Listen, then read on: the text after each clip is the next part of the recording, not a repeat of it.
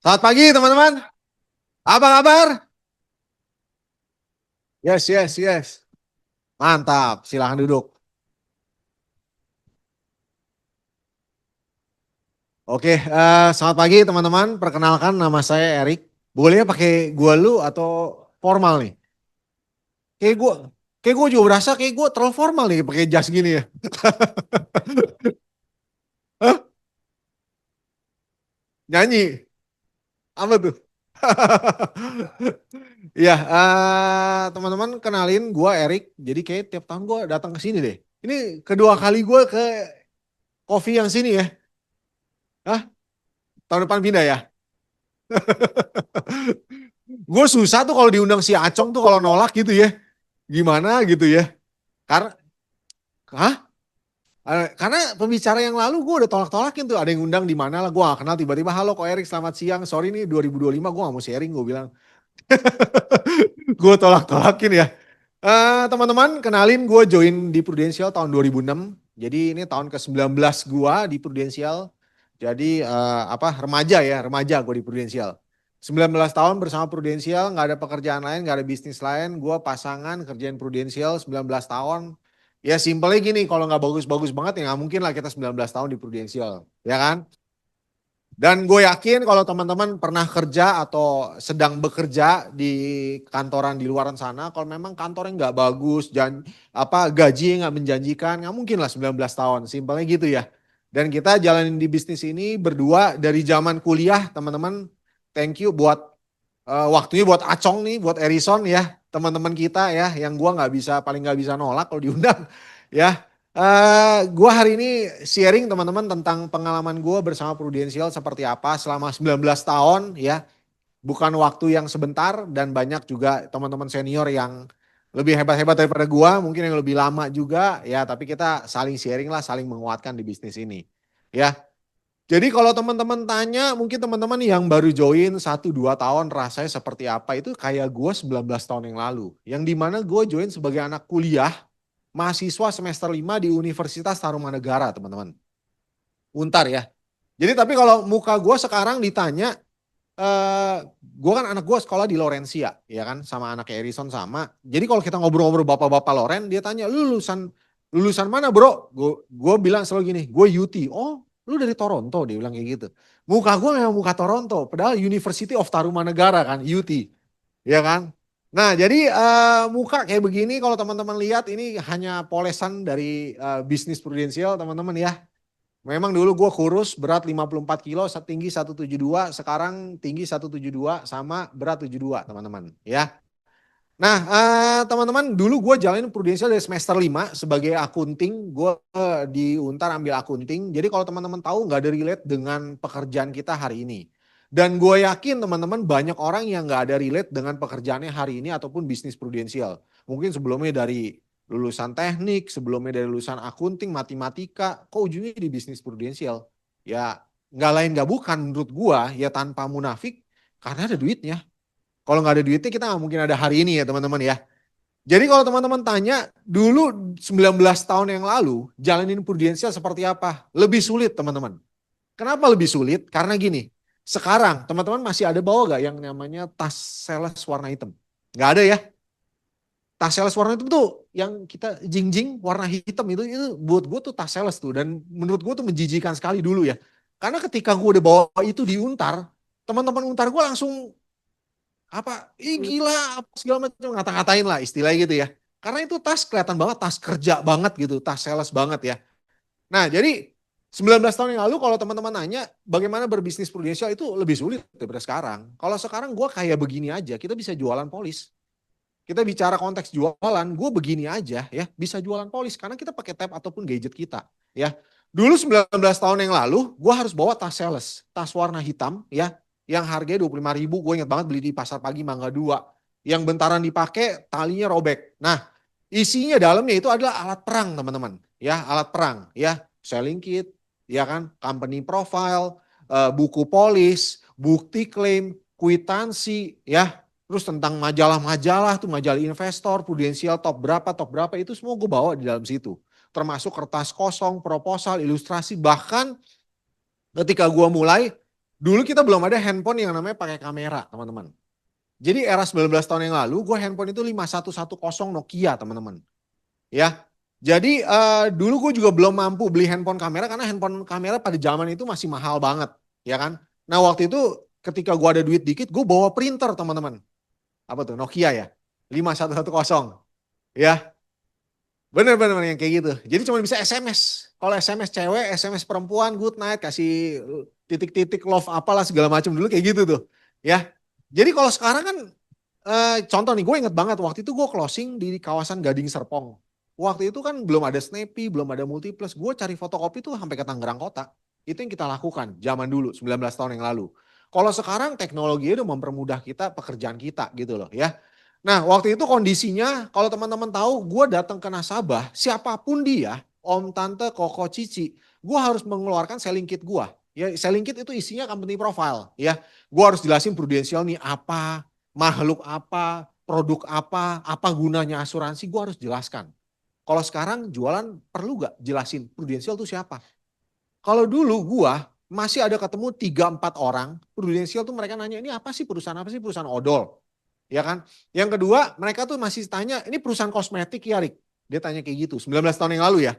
Karena kan logonya Lady Prudence sedang ngaca. Itu ada pertanyaan kayak gitu teman-teman. Nah kalau sekarang gue rasa udah gak pernah ya. Yang ada kayak begitu ya. Mungkin kalau yang ada begitu sekarang bertanya, mungkin sekarang dia udah usia 65 nih. 65 plus gitu loh. Ya, karena sekarang jualan sekarang udah gak ada yang kayak begitu-begitu teman-teman. Ya, jadi dulu gue ya udah bawa tas perang, bawa printer, naik motor, itu yang gue lakukan 19 tahun yang lalu. Ya, makanya kalau teman-teman tanya enak join dulu atau sekarang? Sekarang teman-teman. Sekarang ibarat kata kalau boleh dibilang jadi secret agent bisa, agent bayangan cuma bawa gadget kok kita. Kalau dulu mah gue nggak bisa, kalau nawarin cuma bawa handphone nggak bisa. Mesti bawa perangkat lah istilahnya kayak gitu ya. Jadi beruntung teman-teman sekarang iklan udah di mana-mana, udah ada Instagram, udah ada Snappy, tempat fotokopi, segala macam, handphone juga udah bagus. Udah enak banget teman-teman jualan. Makanya kalau teman-teman tanya jualan enak sekarang atau dulu, ya jelas enak sekarang teman-teman. Nah, yang waktu itu yang gue pikirin, ini gue cerita 19 tahun yang lalu dulu ya. Teman-teman pernah kepikiran nggak sebagai agent baru, market itu takut habis? Dulu tuh yang gue takutkan adalah market habis atau enggak. Di usia gue 21 tahun, yang gue pikirkan adalah bikin list 100 nama, temen gue banyak. Tapi nggak punya duit semua. Karena waktu masih kuliah, ya teman-teman kuliah. Nah, dari list 100 nama gue inget banget leader gue cuma coret-coret sisa 41 nama teman-teman. Itu yang gue prospek. Yang gue takutkan adalah market habis.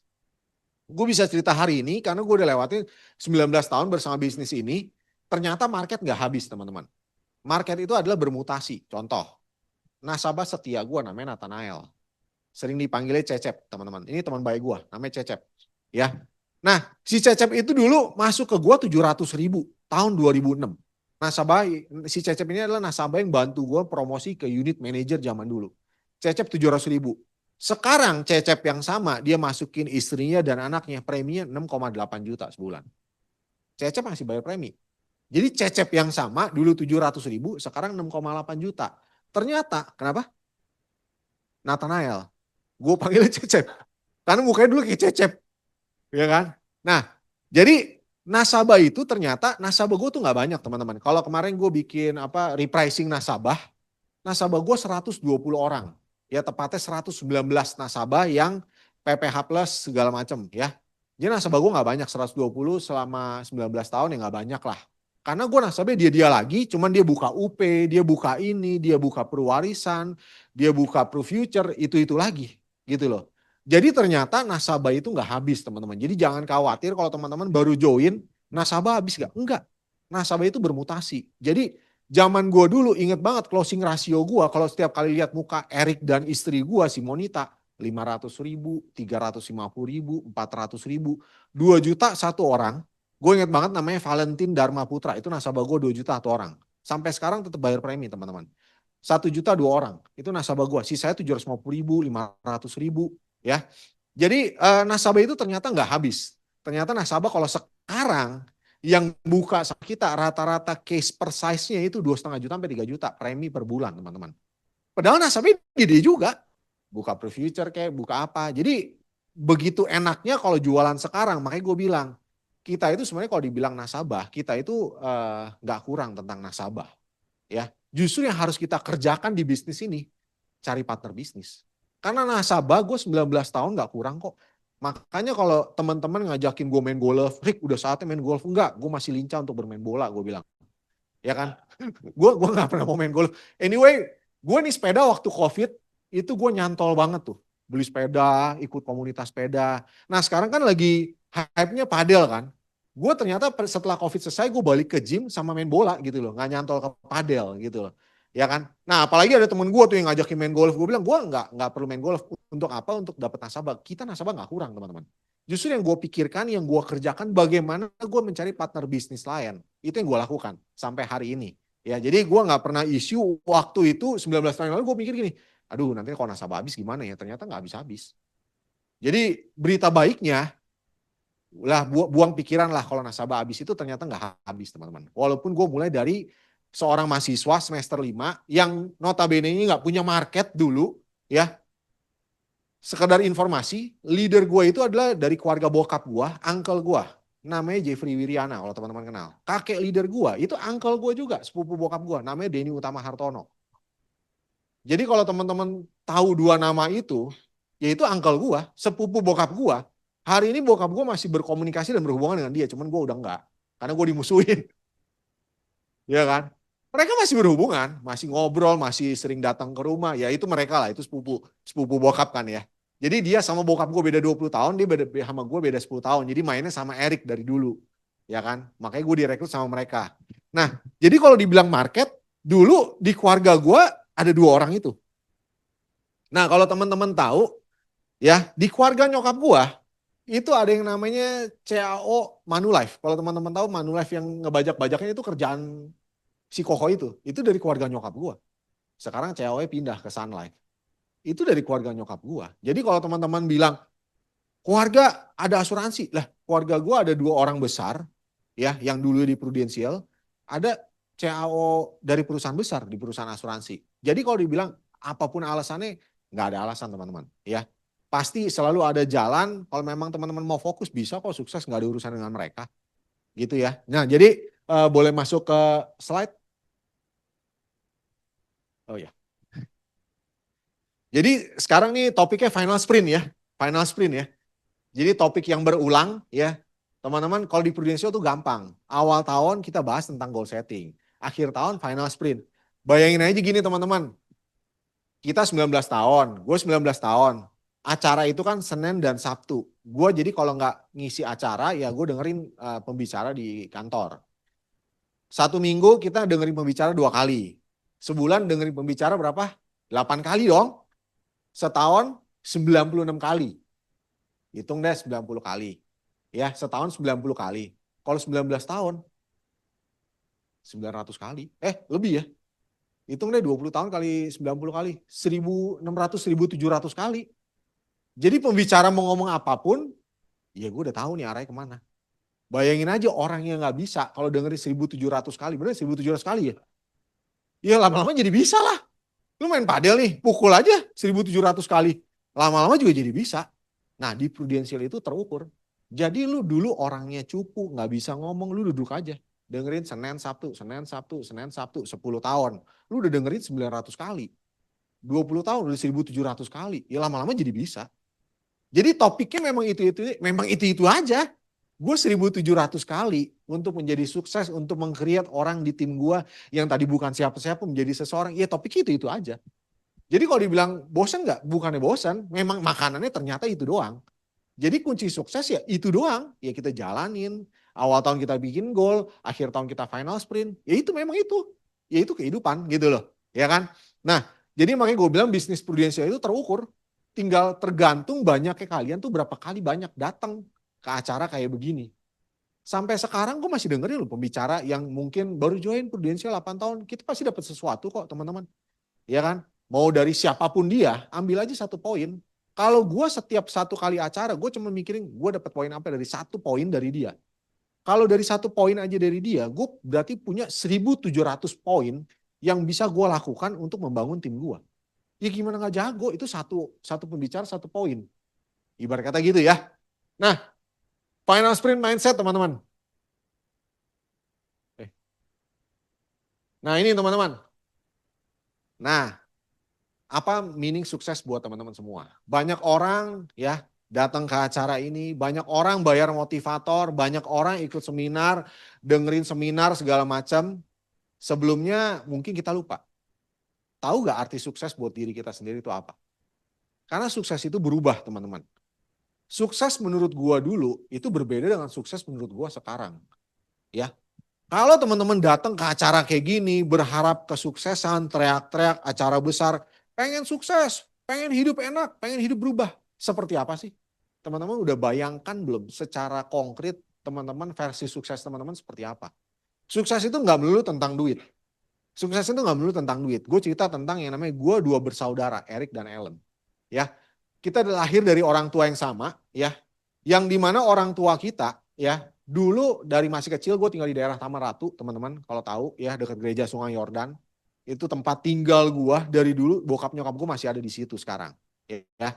Nah, kita tinggal dari orang tua yang sama, ya. Hari ini kita sama-sama sukses, teman-teman. Jadi gini, ceritanya, papa mama gua dari dulu kita kecil, mereka itu ya kerja. Papa gua pensiunan dari Prasetya Mulia, kalau teman-teman tahu. Dulu S2 Cilandak, ya, dia staf keuangan, sekarang udah pensiun, ya. Mama gua kerja di Nasional Gobel, sekarang juga udah pensiun, kantornya di daerah Tomang, ya. Jadi dari dulu kita tuh tahu bahwa mereka pergi kantor itu jam 8, setengah 9, ya, sampai rumah lagi setengah 7 malam. Ya biasalah karyawan, ya, dengan segala drama kemacetannya, mereka pergi kantor, pulang sampai rumah jam setengah 7. Nah, setengah 7, setengah 8, setengah 9, setengah 10 ketemu dong sama papa mama, ya. Nah, siangnya gue dititipin di rumah nenek. Nah, dulu keluarga kita yang namanya papa mama itu selalu berantem, teman-teman. Masih ada gak sih zaman orang tua zaman sekarang tuh suami istri berantem? Gue sih udah gak pernah. Masih ada ya? Gue udah gak pernah dengar soalnya. Mama papa gue tuh epic banget kalau berantem. Nah itu benar, itu kejadian di rumah gue. Jadi kalau teman-teman tahu di daerah Taman Ratu, ya, di daerah Blok E, kalau teman-teman boleh search, itu rumahnya kecil-kecil dan itu gang bentuknya. Kalau mereka itu berantem maki-makian, ya, kata-kataan, lempar-lemparan piring. Teman-teman tahu piring yang dilempar apa? Yang dari sabun colek itu B29, Wings, terus yang mangkok ayam jago. Gue keki tuh lihat-lihat benda-benda kayak gitu karena sering dilempar sama bokap gue. Jadi kalau mereka berantem tuh mereka lempar-lemparan kayak gitu. Beruntungnya mereka nggak saling pukul, ya. Tapi mereka itu lempar-lemparan barang, ya. Jadi banyak piring-piring berserakan di rumah, di pojok-pojok ruangan, di dekat-dekat tembok, dekat-dekat pintu. Dan pintu di rumah gue itu dulu kan triplek ya teman-teman ya. Itu pada retak karena bokap gue nonjok kalau kesal. Nonjok pintu. Jadi mereka itu dulu berdua selalu berantem teman-teman. Dan dulu kita sebagai anak, Eric sama Ellen beda 4 tahun ya. Ketika gue umur, contoh misalnya Ellen umur 4 tahun, Eric itu umur 8 tahun ya. Jadi mereka berantem, kita masih kecil, kita nggak ngerti. Kita cuma bisa nangis sebagai dua saudara ya. Kenapa sih papa mama berantem? Dan itu berlaku setiap hari teman-teman. Mereka berantem. Maki-makian, keluar dari rumah, mereka berantem, tetangga bingung dong karena rumahnya kecil dan gang kecil. Tetangga pada keberisikan gitu, ada apa nih, keluar dong. Nah habis itu udah direlai. Papa mama gua masuk lagi ke rumah, di rumah berantem lagi, keluar lagi, ada tetangga yang panggil RT lah. Ada tetangga yang panggil RW lah, direlai lagi, penyuluhan apa keluarga berencana apa segala macam masukin lagi, berantem lagi setiap hari teman-teman kayak gitu. Tergantung dia berantemnya panggil RT atau RW enggak di hari itu, ya kan? Tapi setiap hari mereka berantem. Nah, ini yang gue mau ceritain arti yang namanya sukses buat kita sama-sama sukses hari ini, ya. Jadi dari gua SD cuman bisa nangis, SMP mulai diem sama adik gua si Ellen, SMA gua udah mulai ngerti. Mereka itu berantem kenapa? Gue mulai ngerti tentang yang namanya keuangan keluarga itu SMA 2 teman-teman. Oh ternyata ini masalah keuangan yang keluarga gue nggak pernah cukup dari dulu. Ya, dia berantemnya masalah listrik, telepon, air, sekolah anak, gas, segala macam. Mereka tuh saling nyalain bahwa lu kan kerja, ya lu dong bayarin sebagai kepala keluarga. Lu kan juga kerja sebagai ibu, masa lu nggak mau bayarin? Mereka berantemnya kayak gitu. Simple. Bukan karena berantem wanita idaman lain, pria idaman lain, enggak. Enggak ada yang kayak gitu. Sampai hari ini papa mama gue tetap berantem bukan karena orang ketiga. Karena kebiasaan berantem kalau hari ini. Mereka udah tua, mereka udah keriput hari ini umur 70, tetap berantem. Kalau berantem lucu. Telepon gue, gantian telepon gue. Nah berantemnya sekarang apa? Gini, papa gue suka bercocok tanam tuh. Kaktus lah, pohon apa hidroponik lah dipatahin sama mama gue, berantem lah karena itu. Jadi gue ngurusin kaktusnya lah, hidroponik lah, berantemnya sekarang kayak gitu. Kalau dulu kan karena duit ya. Jadi mereka itu dari dulu karena kebiasaan berantem, jadi yang nggak berantem itu gue inget banget menjelang Natal teman-teman. Bulan-bulan menjelang Natal mereka tuh nggak berantem, sama bulan-bulan menjelang Lebaran. Karena gue tahu itu baru dapet THR ya di situ ternyata ya menjelang Lebaran dia dapet THR. No, kalau Natal mungkin dia dapet bonus dari apa dari sekolahan, dari Prasetya Mulia atau apa nggak tahu. Mereka tuh nggak berantem di bulan-bulan gitu. Sisanya berantem mereka. Jadi kalau teman-teman tanya keluarga kita seperti apa, buat gua dulu setiap hari cuma isinya dengerin mereka maki-maki kata-kataan ya yang namanya binatang tuh apa tuh yang suka menggonggong tuh sering keluar tuh kayak gitu di rumah gua. Ya, jadi sering kata-kata segala macam. Nah, karena gua tahu trauma gua itu, gua bertekad nih SMA 2. Anjir ya, miskin itu nggak enak, teman-teman. Miskin itu nggak enak. Anjir ya, gua nggak boleh miskin nih. Apa-apa susah, apa-apa nggak punya pilihan. Kemiskinan itu benci banget gua. Melekat dari SMA 2 ya. Jadi, karena kan dulu belum join Prudent, nggak tahu nih. Jadi yang gua lakukan apa?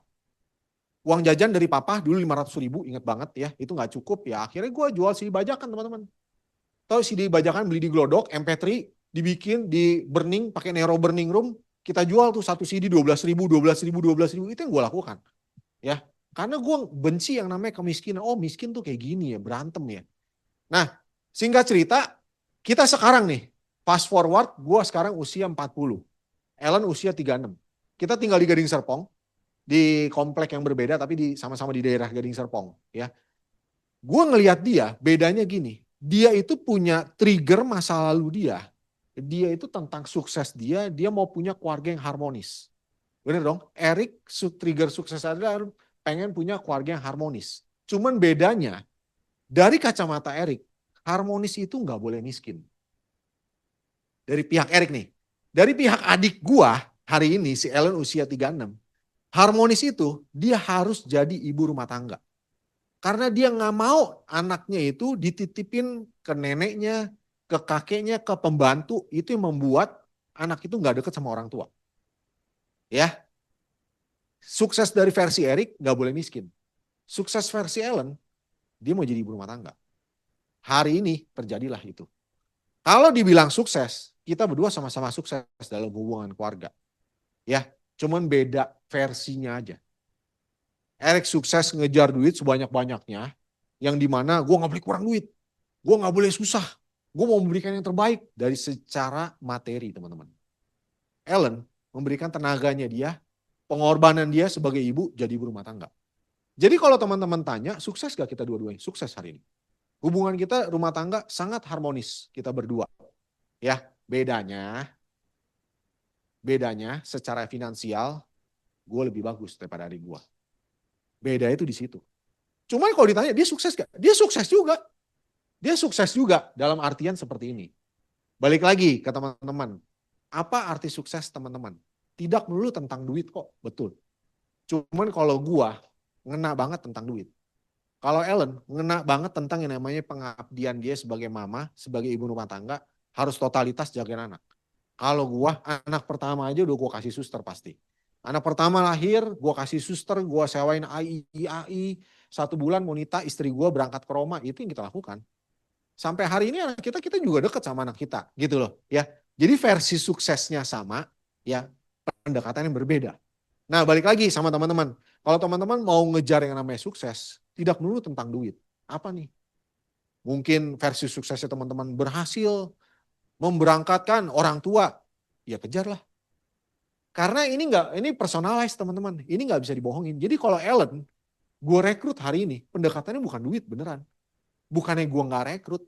Jadi menurut dia nih, ngomong kasarnya nih ya, hidup pas-pasan aja, asal suami istri rukun, dia udah puas. Itu adik gua. Hidup pas-pasan aja secara ekonomi, asal suami istri rukun, dia udah puas. Jadi dia gak ada trigger nih, lu gak kepengen setiap tahun ke Eropa bolak-balik. Gak kepikiran sih. Gue tanya lagi, lu gak kepengen Len punya waktu buat keluarga? Suami gue juga punya waktu, 3 hari kerja masuk kantor, 3 hari kerja autopilot. Iya juga sih. Jadi bukannya gue nggak rekrut, tapi pendekatannya berbeda teman-teman.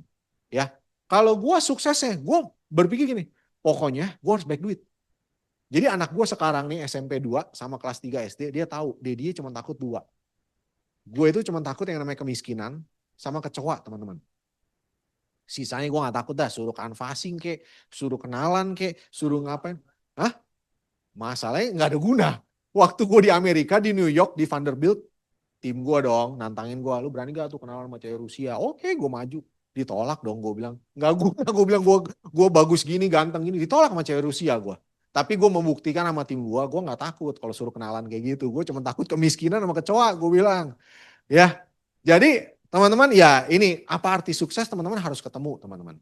Ya, apa nih arti sukses? Kalau buat gua jelas, sukses itu dengan memiliki banyak uang, bukan uangnya. Uang itu netral teman-teman.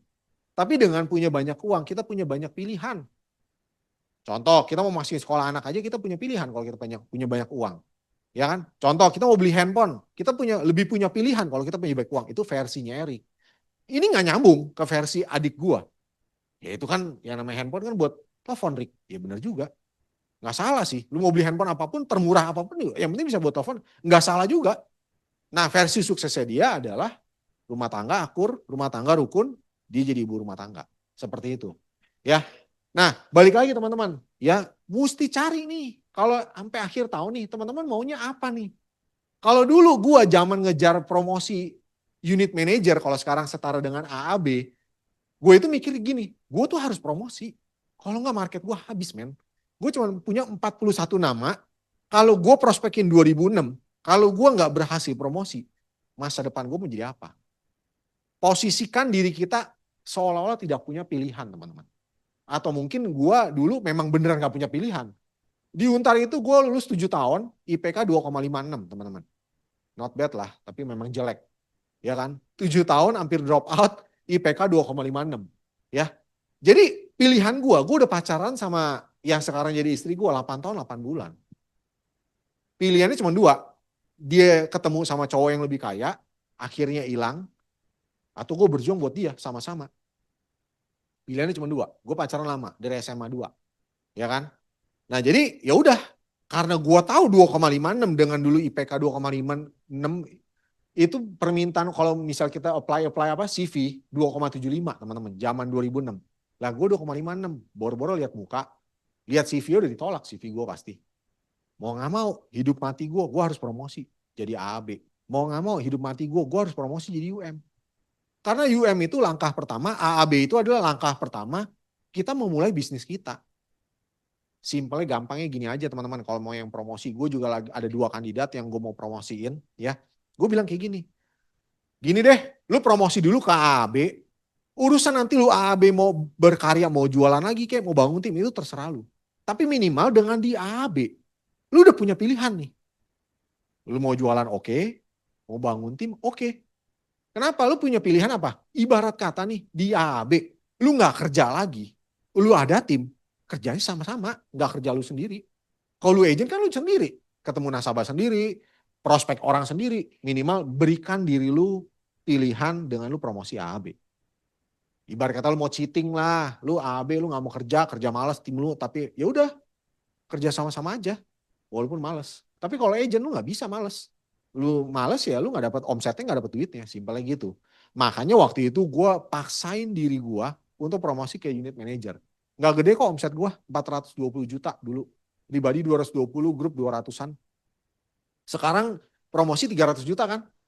Berarti kan 19 tahun yang lalu sama sekarang sama. Bedanya dulu gue dikira sales lipstick. Kalau sekarang udah gak ada orang yang bawa-bawa tas-tas sales. Jadi jualan jauh lebih gampang hari ini. Gitu loh ya. Jadi makanya kalau orang yang mau promosi tapi susah, bukannya susah. Menurut gue mereka gak ketemu kenapa dia harus promosi. Gitu loh. Serius, bukannya susah. Karena itu gue lakukan 19 tahun yang lalu di zaman usia gue 21 tahun. Kalau gue harus lakukan sekarang, ya jauh lebih gampang. Infrastruktur juga udah lebih bagus. Iklan di mana-mana, prudensial segala macam. Ya kan? Nah, di next. Ini dinyala belum ya? Sukses itu bukan dari luar ternyata teman-teman ya. Sukses itu banyak orang dengan segala keterbatasan tapi bisa sukses. Ya kan? Balik lagi. temukan sukses teman-teman sendiri. Apa nih suksesnya? Contoh, ya. Star Club Amsterdam perjalanan kita tahun depan, bener kan ya? Buat gua, itu bukan sukses gua Amsterdam. Gua Amsterdam udah 6 kali. Bener-bener fakta. Bukan sombong. Maksudnya, gue gak suka jalan-jalan, men. Serius. Gue itu orang yang karena mandatory Sunday Punch harus foto jalan-jalan, gue masukin foto jalan-jalan. Tapi gue bukan orang yang suka jalan-jalan. Ini yang repot gue. Ya. Gue gak suka jalan-jalan karena gue cranky, teman-teman. Sampai kemarin ke Praha, gue pun masih bawa rice cooker dan nasi, teman-teman. Gue harus makan nasi putih. Gue gak bisa makan pasta. Ya, gue di pesawat, gue gak bisa makanan-makanan yang berbau kari. Gue selalu bawa casio garing madu di pesawat. Untuk di pesawat gue 14 jam. Ya, gue juga gak suka nonton. Banyak orang nonton Netflix aja. Gak suka nonton. Tidur, seberapa lama sih bisa tidur di pesawat? Ya, gue tuh cukup rewel lah tentang jalan-jalan. Jadi memang gue gak menikmati jalannya. Ya udah diajak. Ya, gue suka kebersamaan ya teman-teman. Bersama teman-teman, konyol-konyolan, bego-begoan, ya, dorong-dorongan. Nah, gue suka yang itu. Tapi kalau Amsterdamnya gue gak suka. Nah mungkin ada teman-teman yang suka jalan-jalan, ya kejar Amsterdamnya. Gitu loh. Ya kan versi sukses kita berbeda. Gue itu menunggu jalan-jalan pas di bandaranya. Kita sama tim kita sama teman-teman kita konyol-konyolan. Itu gue suka tuh. Pas sampai bandara, ya hari pertama kita ngebolang malam, ya gokil-gokilan. Gue suka tuh. Tapi bukan Amsterdamnya. Nah makanya teman-teman apa nih? Kalau teman-teman suka jalan-jalan, kejar di jalan-jalan. Ya, terus apalagi nih yang di Sunday Punch gue, mobil. Gue itu gak suka mobil. Gue bukan anak mobil. Ya, karena gue suka gonta-ganti mobil karena pengen cobain aja. Sekedar nyobain. Modif tidak. Yang gue suka adalah pure olahraga. Murah kan ya. Sepak bola. Sepatu bola paling mahal berarti 3 juta lah. Makanya gue belum masukin Sunday Punch aja, sepatu bola gue ada 5 tuh. Mejiku Hibiniu. Tergantung bajunya apa, sepatu bola apa. Gue suka tuh kayak gitu, tapi kan murah. Hobi murah ya. Nah kalau teman-teman yang suka jalan-jalan, yang suka ini, gampang banget di Prudential. Relate banget. Kayak bini gue itu suka banget jalan-jalan. Makanya dia selalu kejar pialanya dia. Bukannya gue yang kejarin buat dia. Dia selalu kejar pialanya dia. Nah itu relate banget di Prudential. Ya banyak orang dengan segala kelebihan tapi nggak bisa sukses. Mungkin dia udah punya market, segala macam. Ya sekarang contohnya, 19 tahun yang lalu, banyak kekurangan dari Prudential. Bukan dari diri kita loh. Prudential aja masih pakai kertas ngeprint. Masih harus bawa printer. Lah sekarang Prudential udah dengan segala kelebihannya, Proforce lah. Dengan segala kelebihannya dia tinggal pakai gadget bisa closing. Ya komisi dapat di Selasa atau Rabu depan kalau closing hari ini. Contohnya kayak gitu. Kalau dulu banyak kekurangannya. Boleh di next. Sukses simple formula. Yang pertama harus mengetahui. Apa sih arti sukses buat kita nih? Apa sih arti final sprint buat kita di bulan-bulan kayak gini? Teman-teman kalau kita nggak menemukan artinya akan sama aja kok Januari sama Oktober. Kalau kita tidak menemukan artinya akan sama aja Januari sama Desember. Tapi lu kalau menemukan artinya itu akan berbeda. Ya kan? Makanya balik lagi slide pertama apa arti sukses buat kita semua? Beda-beda memang. Kalau lu nggak menemukan ya percuma. Lu mengetahui doang. Yang kedua melakukan. Ya. Ketika lu udah tahu nih, udah lu lakukan. Lu berjuang buat apa? Orang bisa berubah, menurut gue gini loh. Nggak ada orang yang nggak bisa berubah, teman-teman. Pasti orang bisa berubah asal dia tahu dan dia mau melakukan. Dia tahu berjuang buat orang yang dia sayang, ya udah dilakukan. Contoh nih ya. Contoh kayak gue deh, jangan ditiru. Amsterdam, anjir Amsterdam, males banget. Gue kebayang nih Amsterdam kayak gimana. Gue nggak ngejar Amsterdamnya. Tapi gue tahu, lu orang besok pergi ya. Nanti kita cobain ini, apa. Ya nyimeng. Nah itunya gue kejar ya kan. Ini kan personal. Ini kan personalize ya. Jadi bukan Amsterdam yang gue udah bayangin nih kanalnya, belinya di sini. Gue udah bayangin nanti kita di Red District gini-gini. Ya ini kan personal ya. Tapi itu yang gue kejar. Kebersamaan. Jadi gue bilang, lu datang ya Yose, lu berangkat ya ini. Ya itu yang kita kejar. Ya. Personalize itu teman-teman. Itu yang membuat gue excited. Yang membuat gue kalau bahas kayak gitu selalu ketawa-tawa. Itu yang kita kejar. Kalau kebayangin Amsterdam Central, ya biasa aja. Gitu buat gua. Kalau teman-teman suka, memang yang namanya Eropa itu bagus. Ya apalagi yang suka jalan-jalan, kalau tim gua tuh si Yosua ya. Dia bilang gini, lu tuh harus tahu ya, Indonesia itu nggak hanya Bekasi dan Tangerang. Ya, banyak dunia di luaran sana yang lebih bagus. Ya benar sih. Ya kan? Jadi Yosua itu AB gua yang dia tuh 2 tahun yang lalu ke Milan, dia dapat Star Club Milan, dia buang paket perjalanan Milan, dia bilang ke gue gini, Rick boleh gak? Gue izin gue beli paket perjalanan sepeda untuk keliling-keliling Itali, gunung Itali. Ya bebas aja kalau punya duitnya. Itu dia lakukan. Nah, jadi justru lu menemukan apa nih arti sukses buat lu. Oke, lu dapat Milan nih. Mungkin lu gak suka Milan ya, lu mau ke gunung, terserah. Nah itu teman-teman, mengetahui dan kita lakukan. Apa nih arti sukses buat kita masing-masing? Mungkin teman-teman ada yang masih berjuang buat bawa orang tuanya ke luar negeri, silahkan, gak ada yang salah kok. Kayak gitu loh, ya. Contoh nih, ya bukan flexing lagi nih. Ntar bini gue ke Eropa ntar malam, tapi gue gak ikut. Dia itu pengen bawanya mamanya ke Holidor, Roma, perjalanan Katolik. Gue bilang yaudah berangkat aja sendiri, gue gak ikut. Karena gue gak suka dengan pesawat, cranky gue. Kalau Prudential Star Club kan mau gak mau. Atas nama Erik, ya udah mesti ikut dong, berangkat ya udah. Ya, mengetahui kenapa sih kenapa sih harus prudensial? Memang nggak ada pekerjaan atau bisnis lain. Bisnis pro adalah bisnis terukur. Kalau bisnis di luaran sana itu serba nggak jelas teman-teman. Gue punya nasabah, ya proyeknya sama pemerintah, sama Danantara teman-teman. Ya, dia mengerjakan yang namanya nikel, ya. Itu dia cerita kalau pembayaran bersama pemerintah yang dijanjikan sebulan bisa ngolor 2 bulan 3 bulan. Pembayaran proyeknya dia. Ya, uangnya gede gak? Gede teman-teman. Ya, tapi pembayaran bisa 2 bulan 3 bulan ngolor. Kalau prudensial, komisi kita pernah ngolor gak? Enggak. Off riding kita pernah ngolor gak? Enggak. API kita yang kita dapatkan pernah ngolor gak? Enggak. Lu dapat 10 juta API, komisi 25% dapat 200.000. Ya udah itu yang dibayarkan. Contohnya kayak gitu. Ya, proyek kita di luar sana itu banyak yang nggak terukur teman-teman. Contoh, mau bisnis sama pemerintah dan antara punya proyek. Ya, uang ketemu doang, uang ngobrol-ngobrol doang, lu harus setor 2 miliar di awal. Untuk apa? Untuk menarik simpatik, lu dipilih sama dia. 2 miliar di awal. Contohnya seperti itu. Ya, kenapa sih prudensial? Lu mau bisnis apa? Gitu loh. Ya, jujur kata, semakin gua usia, semakin ketemu nih orang-orang yang memang beneran high net worth. Ya, mereka punya pabrik, perusahaannya TBK. Gila men, mereka itu kalau berbisnis, gue bilang prudensial, makanya kalau gue ngobrol sama mereka-mereka itu, gue bilang kayaknya gue paling cupu nih. Karena bisnis kita sangat sederhana. Ya, teman-teman gue nih yang punya pabrik, yang perusahaannya TBK, mereka harus ketemu key person kompetitor, mereka harus sogok pakai duit, beneran duit. Tapi sogoknya nggak di Indonesia. Mereka ketemu di Singapura dulu, di hotel apa, belaga ngobrol. Ini gue diceritain nih. Baru dikasih $, totalnya berapa? 700 juta. Untuk tahu informasi apa yang pabrik lain pengen lakukan. Emang kita perlu gituan? Nggak perlu ya. Jadi bayangin nih, prudensial, key person asuransi lain dipanggil, ketemu di Singapura, disogok. Kasih tahu kompetitor lain mau keluarin produk apa. Itu dilakukan oleh teman gue.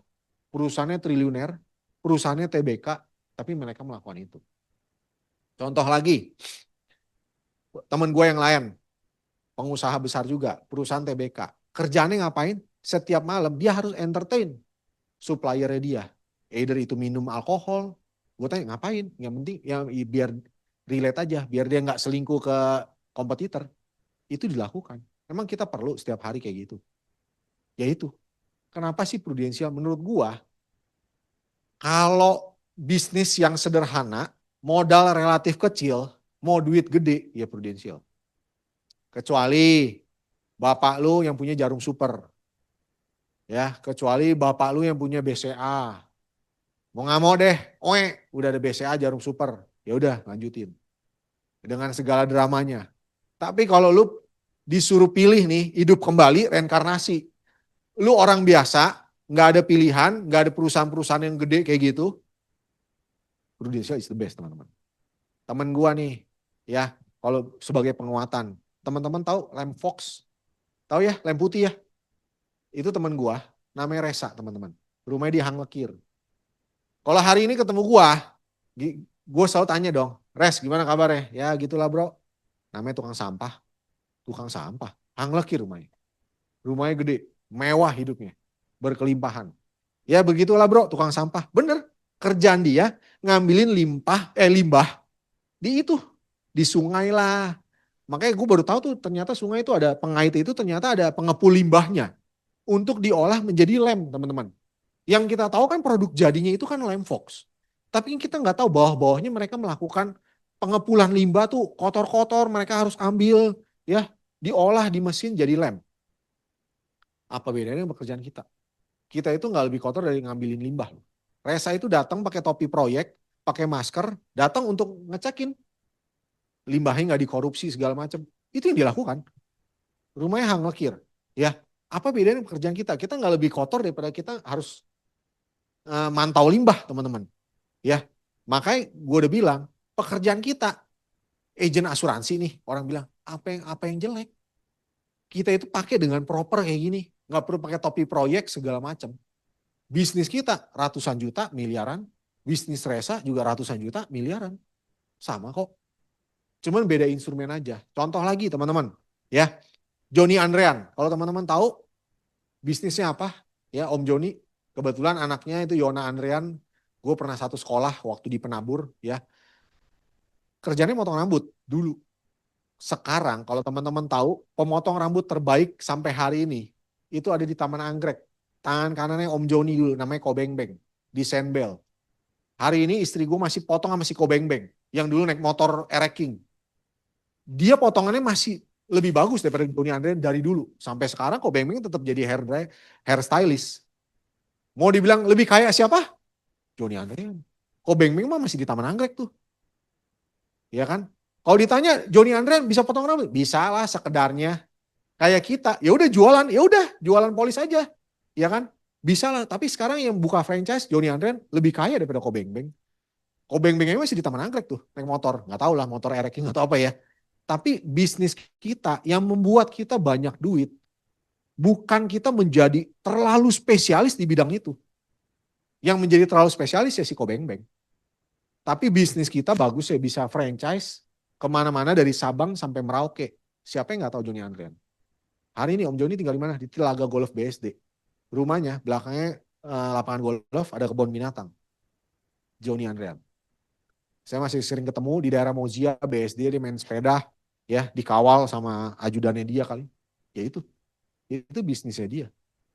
Siapa? Tukang potong rambut. Ya memang awalnya tukang potong rambut. Tapi sekarang konglomerat kecil lah.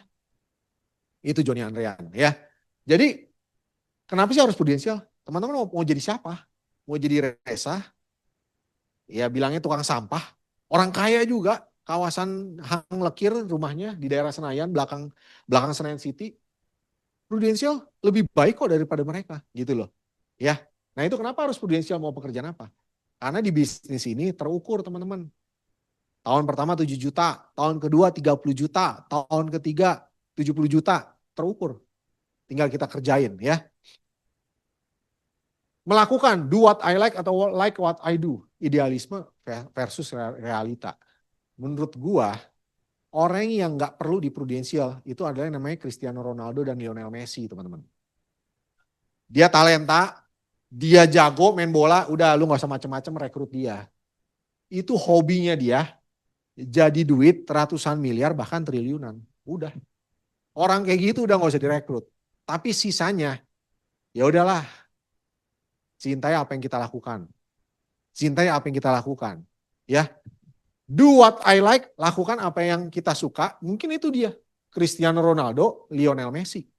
Dia hebat, dia dipakai di Barcelona. Selesai. Kalau kita, ya udahlah, kita cinta apa yang kita lakukan. Lama-lama kita jadi cinta kok. Kenapa? Karena ada hasilnya. Gua 19 tahun, ya, leader lain, Erison, Acong, berapa belas tahun. Kalau hasilnya nggak bagus, nggak disukain oleh keluarganya, nggak mungkin kita ada hari ini. Karena hasilnya dicintai oleh keluarga kita bisa menikmati. Ya udah kita cintailah pekerjaan itu. Sama, teman gue si Resa, lahir bayi, mau jadi tukang sampah. Tapi mamanya udah bilang kayak gitu, nih mama punya pabrik lem, salah satu terbesar di Indonesia. Lalu datang lu ke pengepul limbah. Datang pakai topi proyek, pakai masker. Emang dia mau jadi tiba-tiba gue baik kok jadi ujung gedenya jadi pengusaha limbah. Kuliah di Amerika, teman-teman. Ya kan? Makanya ini banyak orang like what I do. Ya udah cintai apa yang kita lakukan di Prudential. Kerjaannya ngopi-ngopi, masuk ke mall. Kurang adem apa coba? Ya kan? Paling dulu canvassing. Sekarang udah masih ada yang canvassing nggak? Kalau dulu gue canvassing tahun 2006 datang ke pasar mobil Kemayoran, parkir motor di pinggir itu tempat parkiran motor. Gue canvassing tuh toko ke toko. Selamat siang kok, saya Erik. Saya temannya Kos Andris dari toko sebelah, boleh minta waktu sebentar 15-20 menit. Saya lagi ngadain survei khusus daerah sini tentang perencanaan keuangan, boleh minta waktunya kok, mangguk-mangguk diajarin. Pindah lagi, sama siang kok, saya Erik. Hari ini udah gak ada yang kayak gitu ya. Udah lebih enak jualan, bisa pakai Instagram, bisa segala macam. Kalau teman-teman hari ini bilang masih sulit, bukannya sulit. Pikiran kita yang sulit sebenarnya. Karena dulu gue melihat gila lu. Gue pasar mobil Kemayoran. Gue toko ke toko. Anak gue hari ini perempuan SMP 2. Gue udah bilang ke dia, lu jangan cari ya nanti jodoh lu kayak bapak lu. Gak usah. Papa lu tuh mulai dari nol. Gue masukin lu di sekolah yang bagus. Lu cari di level yang 7 ke atas. Bener ya Sonnya? Gila mulai dari nol. Gue lihat anak gue naik motor kehujanan. Gak usah. Gue udah bilang sama anak gue. Anak gue SMP 2 udah mulai ngerti. Jadi dia dapat M3 Jumat malam. Anak gue yang SMP 2 itu Jumat malam dia les skating di Taman Anggrek. Habis les skating, gue kasih M3 dikit. Gue jelasin maksudnya tentang love and money. Tentang yang namanya sebab akibat. Udah ada tuh topik-topiknya buat anak gue. Ya, kamu kalau ngomong sama Dedi harus tahu kenapanya. Jangan bilang, Dedi aku mau ini, alasannya apa? Dedi pasti tanya alasannya apa. Berat. Mesti gue nurtur tuh ya. Mesti tahu alasan. Jadi kalau dia bilang, Dedi aku mau ini. Kenapa? Dedi pasti akan tanya. Karena menurut gue jelasin salah satu contoh yang gue jelasin ke anak gue. Kamu tahu matahari terbit dari timur ke barat itu ada alasannya. Jadi kalau kamu berkata kepada Dedi nggak ada alasannya itu nggak make sense. Berarti kamu melebihi dari Tuhan Yesus. Tuhan Yesus menciptakan manusia itu ada alasannya. Beranak cucu dan penuh liha bumi. Berat ya anak gue ya. Ya itu gue kasih setengah jam. Jadi gue udah bilang, Dedi sekolahin kamu di sini ini ada alasannya. Karena Dedi nggak mau. Kamu berjuang lagi seolah-olah modal cinta, modal kerja keras, kamu dapat pasangan kamu yang mulai dari nol naik motor nol. Karena Dedi tahu yang namanya prospek seperti apa, karena Dedi tahu yang namanya canvassing seperti apa, kehujanan, kepanasan. Dedi udah masukin gini, udah kamu carilah yang level 7 plus plus. Gue udah bilang kayak gitu. Besan. Anak gue dua-duanya cewek gila. Market mau otomatis dapet. Itu memang fakta, gue jelasin. Karena Dedi nggak bisa terima. Dedi udah berjuang dari nol. Kamu perempuan diajak naik motor lagi. Ya udahlah, bapak lu udah lewatin. Serius. Tapi kan dulu Mami suka sama Dedi. Dia kan bahas tuh. Mami kan suka sama Dedi. Mami kan percaya sama Dedi. Dedi bisa. Ya bisa bener. Cuman karena udah lewatin itu, udah ngapain kamu mulai lagi dari nol. Gue kasih lu di level 7. Biar lu nggak susah adjust kalau dapet cowok yang level 10, 9 ataupun 8. Lu akan lebih susah dapet cowok level 0. Kan lu harus turun 7 derajat. Daripada lu harus naik 3 derajat. Itu alasan gue masukin ke Laurencia. Gue jelasin kayak gitu ke anak gue. Gitu ya dia, lu cobain aja lah. Turun derajat. Coba pengen tahu kalau nggak uring-uringan. Ya kan, contohnya kayak gitu contohnya. Itu gue jelasin.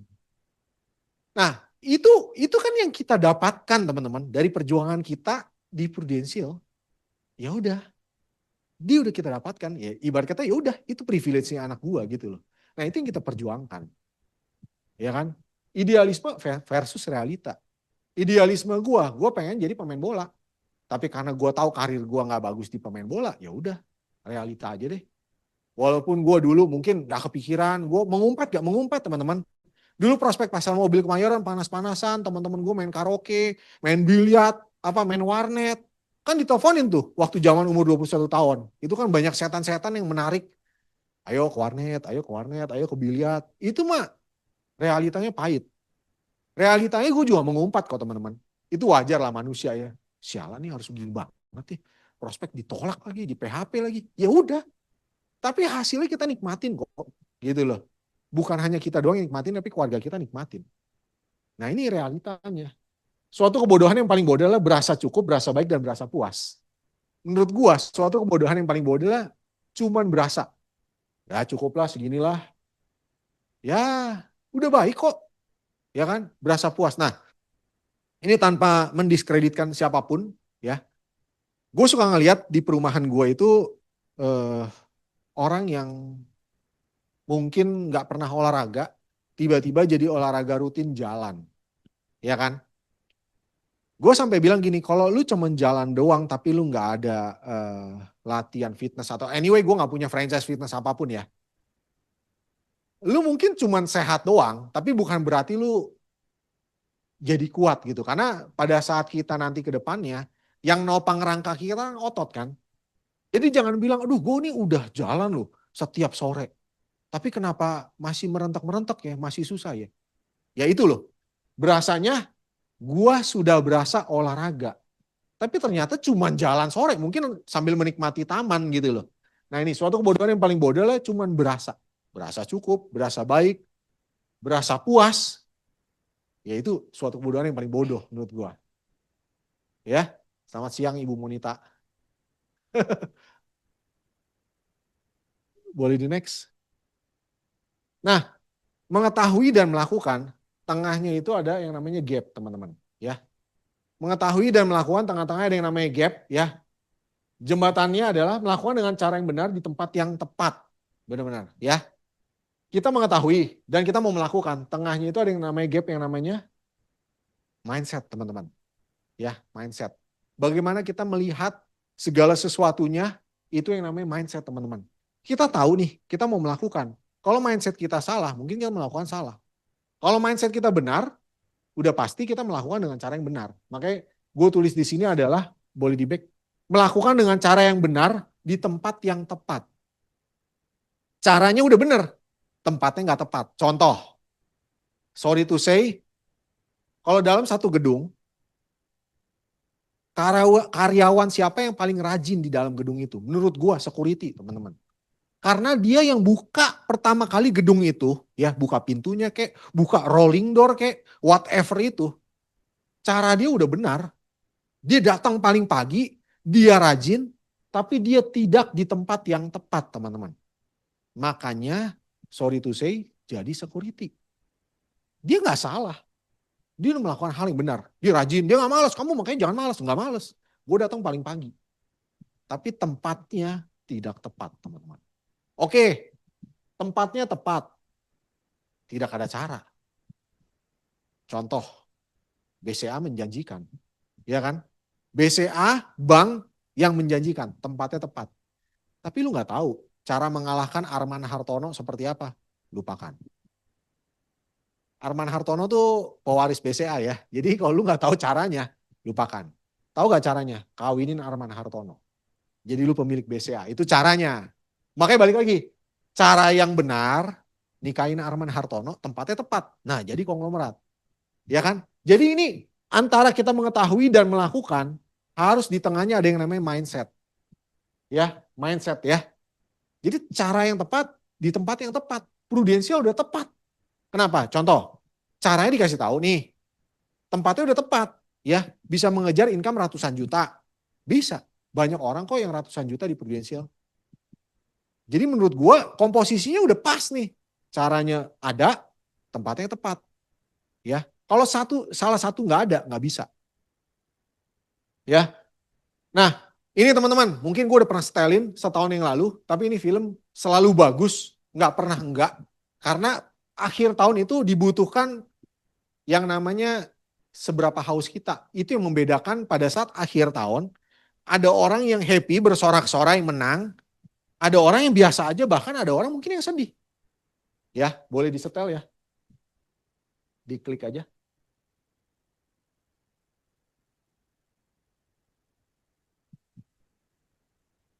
Eh, gila, video gue jadi gini.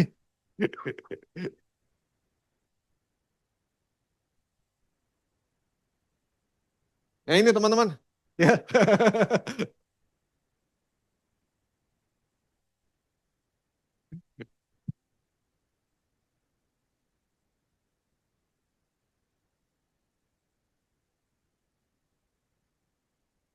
Boleh jalan nggak? Nggak bisa diklik ya? Ya udah gue lanjutin aja ke slide berikutnya. Intinya di video ini menjelaskan seberapa lapar Anda. Ya, di video ini ya. Kalau nggak bisa diklik, menjelaskan seberapa lapar Anda. Jadi kalau lu tahu yang namanya lu lapar, lu nggak perlu dikasih tahu cara cari makan tuh kayak gimana. Lu pasti akan cari kok. Itu naluri makhluk hidup ya, tanpa terkecuali mau binatang atau manusia, kalau dia lapar dia pasti cari makan. Makanya lu jangan berharap singa bisa jadi jinak, enggak. Dia lapar dia pasti makan kok. Gitu. Itu kan naluri ya, otak primitif kita ya. Jadi seberapa lapar Anda, ya sama sampai akhir tahun seberapa penting nih. Promosi kek, prestasi kek, achieve sesuatu kek. Ya yang personalize buat kalian, ya pasti kalian kejar kok. Kalau teman-teman berasa nggak lapar ya mungkin hidup begini-begini ya mungkin udah nggak ada laparnya. Makanya sebenarnya kan kesulitan seorang leader ya, yang income udah ratusan juta. Mereka tuh bingung nyari lapar apa.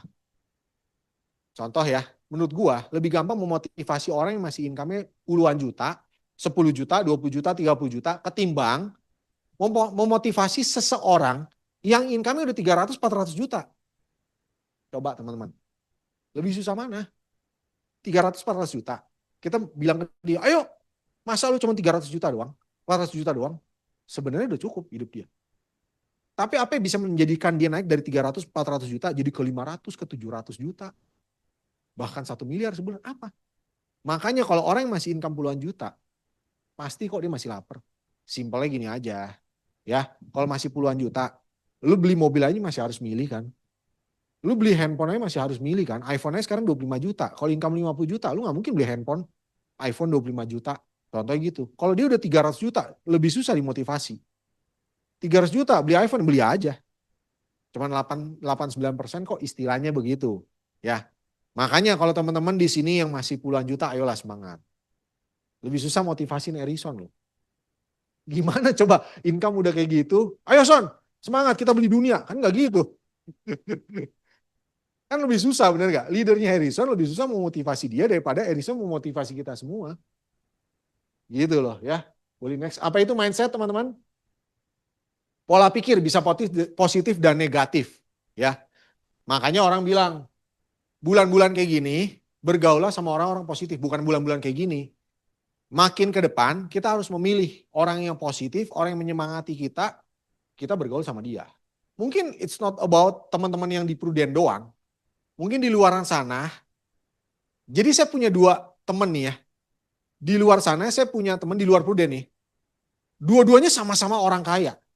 Boleh dibilang anak konglo ya. Tapi satu kerjaannya masih ngobat, satu kerjaannya memotivasi. Bergaulah sama yang ini. Teman-teman kalau hitungan, saya selalu termotivasi sama teman gua tuh yang anak konglo, hidupnya masih gila kerja, ya itu gila men. Jauh satuan duitnya sama kita. Kalau kita katakan dapat income 100 juta aja udah petang-peteng, ini manusia perusahaannya aja 480 miliar setahun. Ya, itu masih kerja gila. Gitu loh.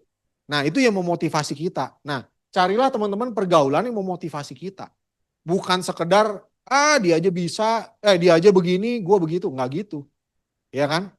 Nah, growth mindset sama fixed mindset ya. Yang namanya growth mindset, mindset yang bertumbuh ya. Mindset, pola pikir, dan pattern. Boleh di next. Pattern bisa dibentuk, bahan terbentuk otomatis. Dari orang tua, sekolah, pergaulan, sosial media. Benar teman-teman. Ya, mindset yang tertanam ke diri saya. Papa saya selalu bilang kayak gini, Erik, kalau kamu hidup gak pernah cukup, ya jangan selalu berasa, papa saya bilang gini, kalau hidup gak dicukup-cukupin, gak pernah cukup. Kamu lihat tuh fakir miskin di bawah, di luaran sana, masih banyak. Ternyata gak begitu teman-teman.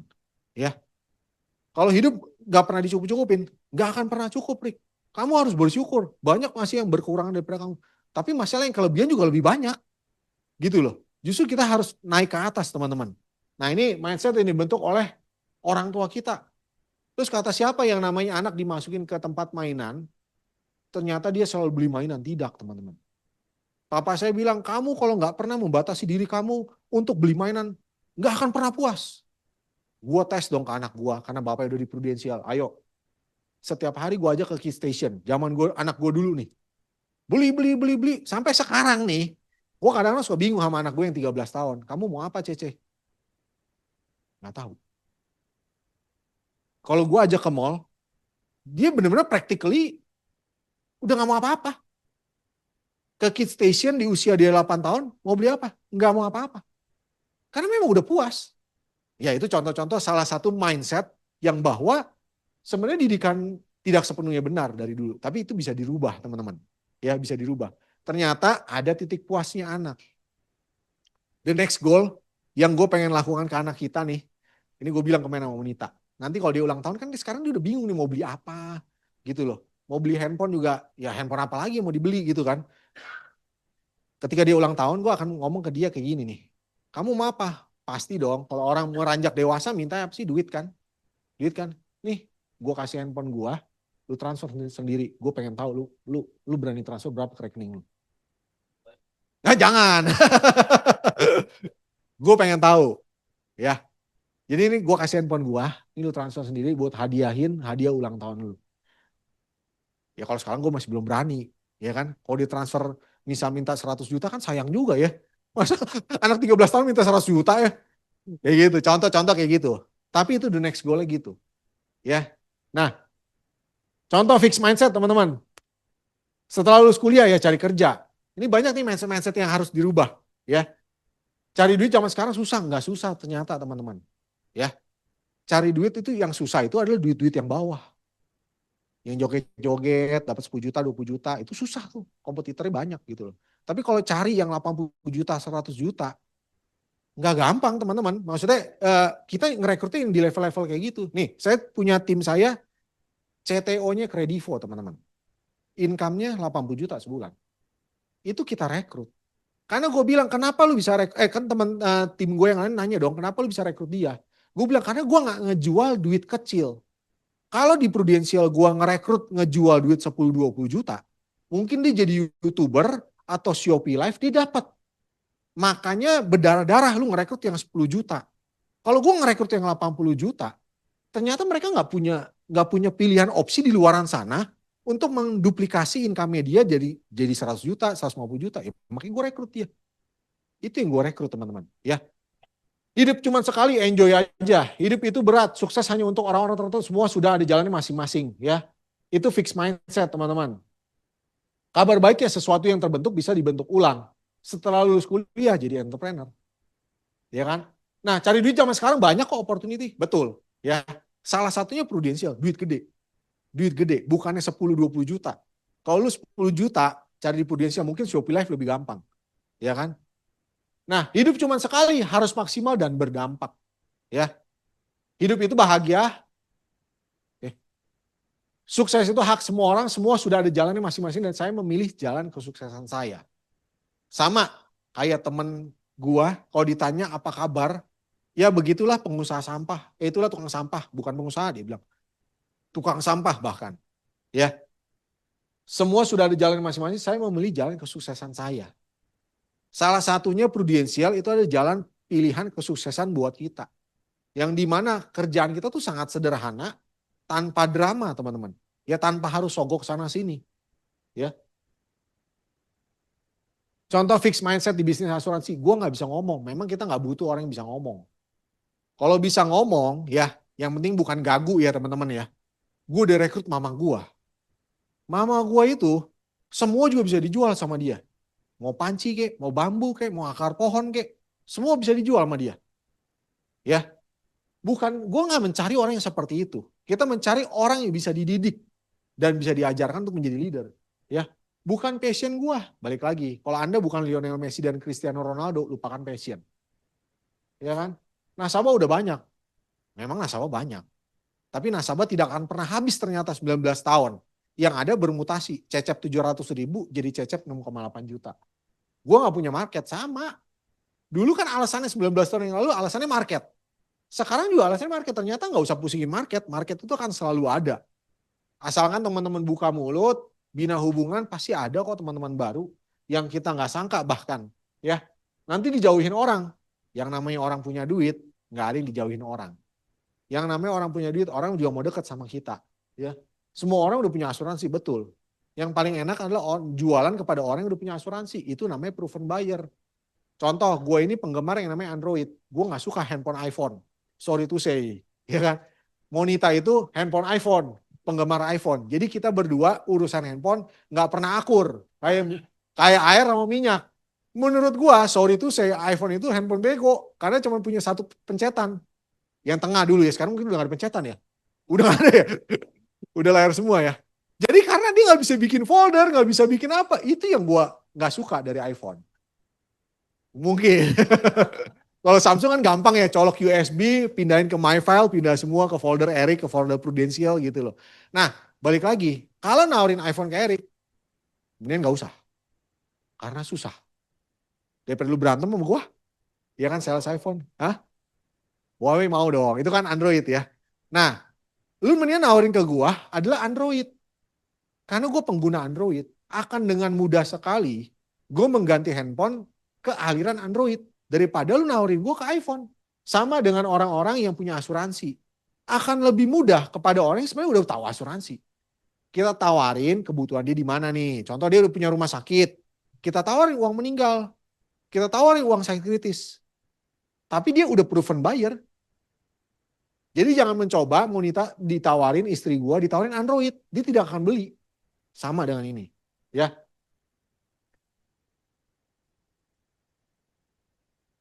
Boleh di next. Cara bentuk fixed mindset menjadi growth mindset ya. Boleh di next. Self talk. Nah, akhir-akhir gini nih, menjelang Oktober ternyata bukan hanya kerja gegabah, tapi kerja yang dipikirkan, teman-teman. Ya, gue harus prospek siapa kepada orang yang tepat. Karena kan waktu kan tinggal 2 bulan.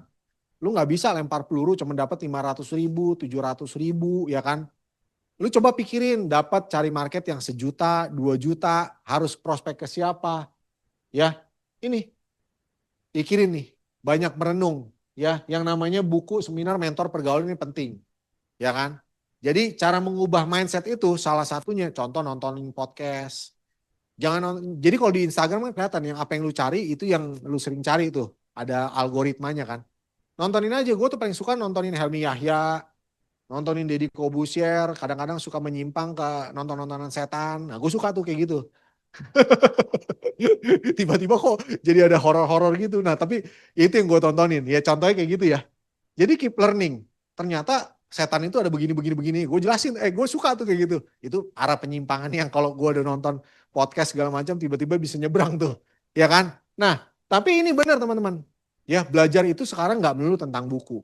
Gue juga pembaca buku, ya. Tapi lately gue udah nggak baca buku karena gue nontonin podcast. Nontonin berita-berita, CNN segala macam. Dulu kalau gue baca buku, kalau masih yang suka demen baca buku, kalau buku suntuk atau jenuh, mungkin bukan bukunya, tapi cara membacanya yang teman-teman nggak tahu. Kalau dulu gue baca buku, biasanya gue nggak baca buku satu monoton. Gue baca buku 3 buku. Contoh, gue baca buku A, aduh kok suntuk ya, pindah ke B dulu, kok suntuk ya, pindah lagi ke A, kalau nggak ke C. Itu pindah kayak gitu. Jadi akhirnya kita dapat garis kesimpulan yang sama. Oh ternyata buku ini bahas gini, bahas ini, bahas ini. Itu yang gue lakukan. Kalau masih demen baca buku. Segala sesuatu kalau mau bertumbuh harus ditanam terlebih dahulu. Kalau yang nggak ada yang ditanam, jangan berharap bertumbuh. Kalau teman-teman mau berhasil di bisnis prudensial, teman-teman harus tanam. Apa nih yang teman-teman sudah tanam? Mindset kah? Pergaulan kah? Aktivitas kah? Ini yang kita lakukan. Ya, mau akhir tahun dapatnya apa? Kita harus tanam dulu. Ya kan? Mau dapatnya apa nih? Mau dapat promosi? Ya udah, apa yang kita lakukan nih? Mungkin ada yang teman-teman udah tanam dari awal tahun, sekarang tinggal dituai. Jadi yang namanya segala sesuatu, kalau kita bisa tuai, kita bisa dapat karena kita pernah nanam. Contoh, tim saya namanya Yohanes Ignatius. Ya, beliau itu dulu RM-nya bank. Ya, sekarang nasabahnya gede-gede. Dapat dari mana? Karena track record bagusnya dia di bank. Dia dipercaya oleh banyak orang, nasabah-nasabahnya dia dulu di bank. Sekarang dia prospek nggak susah. Contoh itu kayak begitu. Karena dia udah nanam dulu di bank. Dia mungkin itikat baik, yang nggak ngerti lah di bank dia ngapain tuh. Ya kan? Sekarang nasabah dia banyak. Dan gede-gede. Dan nggak sulit. Ada aja ketemu dari mana. Karena dia udah nanam dari dulu. Contohnya kayak gitu. Kalau Erik karena nggak pernah kerja, nggak ada yang pernah ditanam. Nah, gue nanam ya 2006, 2007, 2008 itu gue tanam. Gitu loh. Nah, semua dari itu, it's all about glass ceiling, teman-teman. Teman-teman pernah lihat gak? Dari orang yang sama, dari latar belakang yang sama, background yang sama, mungkin dari tempat training yang sama, mungkin ada satu yang lebih sukses, satu biasa aja, ya, satu lagi yang sukses banget. Bedanya cuma di sini loh, glass ceiling. Ibarat kata ini kalau lalat, dimasukin ke dalam kayak kotak gitu, pada saat ya diemin aja selama sebulan, lalatnya loncatnya cuma bisa setinggi kotak itu ya. Pada saat kotak itu dibuka, lalatnya cuma bisa loncat ya setinggi kotak itu. Karena di bisnis kita sama teman-teman. Kita itu nggak ada tingkap langitnya, nggak ada atasnya. Yang membedakan kita bisa jadi biasa aja, sukses atau sukses banget, itu memang nggak ada tingkap langitnya di Prudential. Yang membedakan glass ceiling kita yang berbeda teman-teman. Contoh, ada orang yang bilang pakai mobil harus mobil Eropa. Demi keamanan, kalau amit-amit tabrakan, ya baik-baik saja orangnya. Tapi ada orang teman saya yang bilang pakai mobil yang penting gelinding. Sama-sama mobil, sama-sama bisa nyampe ke tempat tujuan. Bedanya di glass ceiling. Kenapa dia bisa beli mobil Eropa, dia cuma bisa beli mobil ya mobil-mobil doang. Gitu loh. Nah sama di Prudential, teman-teman melihat sukses versi Prudential tuh gimana? Mungkin 50 juta udah berasa sukses, itu glass ceilingnya. Anda akan dapetin segitu-segitu aja. Atau mungkin 500 juta, itu glass ceilingnya. Makanya Anda akan mendapatkan 500 juta. Bedanya di sini kok. Bedanya di sini. Mungkin berasa suksesnya sama secara nominal uang. Ya. Tapi bedanya uang berapa nih? Gitu loh ya. Semuanya adalah glass ceiling. Ya, yang namanya promosi nanti akhir tahun ada yang promosi ya, sekedar promosi, yang penting promosi, ada yang promosi dengan prestasi, beda itu glass ceilingnya dia. Seperti itu. Boleh di next? Nah ini di next saja. Insanity is doing the same things over and over again and expecting a different result. Maksudnya, kalau teman-teman mau dapat result yang berbeda, harus melakukan action, tindakan yang berbeda juga. Ya, contoh nih, gue udah tahu nih, kayaknya kalau prospek dia dengan cara yang A nggak mempan, ya udah masuk dengan cara yang B. Contoh, gue udah tahu nih, ya akhir tahun kalau gue prospek cuma sehari satu orang, nggak dapet apa-apa. Belajar dari pengalaman yang lalu-lalu. Ya udah, mungkin sekarang tinggal 2 bulan, satu hari prospek 3 orang. Teman-teman masih valid gak sih? Masih valid kok teman-teman. 2006 aja, gue prospek tuh sehari pasti 2 orang. Dua, kadang dibatalin sama satu jadi sisa satu, ya udah kita maju terus. Dua, itu yang kita lakukan naik motor. Ya, masih valid sampai sekarang, satu hari konsisten itu berprospek, ya itu valid, konsisten prospek. Ya, jadi kalau berharap result yang berbeda, coba lakukan yang berbeda di 2 bulan ini. Kalau teman-teman lakukan dari Januari sampai September A, kalau teman-teman hasilnya tidak memuaskan, lakukan A lagi, udah pasti nggak dapat apa-apa akhir tahun. Coba dengan cara yang B, ya. Mungkin apapun itu. Contoh, teman-teman ketemu nasabah, nggak pernah bawa apa-apa. Mungkin sekarang 2 bulan setiap nasabah kita bawain martabak, contoh kayak gitu ya. Mungkin dia jadi lebih pay attention sama kita segala macam. Nah itu, ya. Boleh di next. Nah, ini videonya bisa nyalain nggak? Diklik videonya. Iya. Diklik tengahnya aja coba deh.